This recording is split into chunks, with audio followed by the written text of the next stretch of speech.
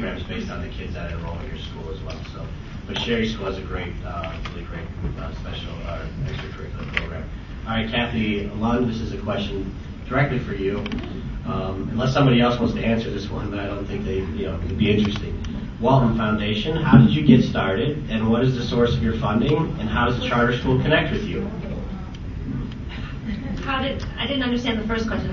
What get started? The Walton Family Foundation, like sort of how did that get started? Sure. What's the source of the funding, and then how does the charter school connect with you?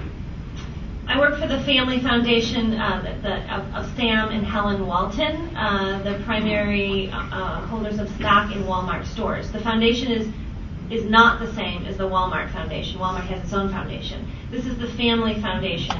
Now, Sam and Helen themselves have passed away, and so the board of the foundation is comprised of the family of Sam and Helen, their children and their children's children.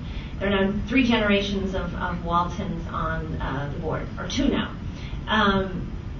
What was the second question? How are you funded, and how does the charter school connect with you? The foundation is endowed through contributions from the family, just the Walton family. We actually have programs in 38 cities to fund public charter schools, and only in those cities. So in St. Louis, we are working independently currently with interested parties who want to apply for our planning grants or our startup grants. We hope to create a grant partnership, which I'm talking to Erin about later today, so that the state association can be the access point through the formation of a grant committee, so that we can do, I would say, more leveraged giving to public charter schools in the St. Louis area. But in the meantime, you can call me or you can email me, and you can access that information on our website, which is www.waltonfamilyfoundation.org. Great, thank you. And this is one directly for Dr. Sneed. 75% proficiency in 2 years. How many students in schools meet this standard, and what happens if they do not? Well, let me just be clear about what the standard is. It's for students who have been enrolled at the school at least 2 years.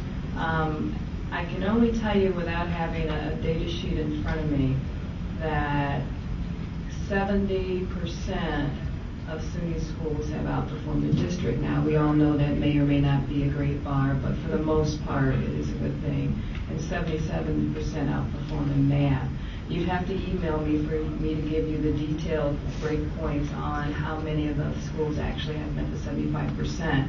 Our options for renewal, though, allow for schools to meet or come close to meeting in order to get renewed. So for the most part, we look at around, if a school is achieving about 69%, to consider them for a full-term renewal. And I don't remember if there was another portion to this question either. What happens if they don't meet the standard? Well, that's just it. Over a period of time, it contributes to the record of information that we would look at the time of renewal. So the school may have consistent years of meeting or come close to meeting. They may have a mixed record of performance that we would consider at renewal. And each year, in terms of the performance, most of the time we meet with the board to review their performance. We produce what's called a school performance summary. It's a 1-page document.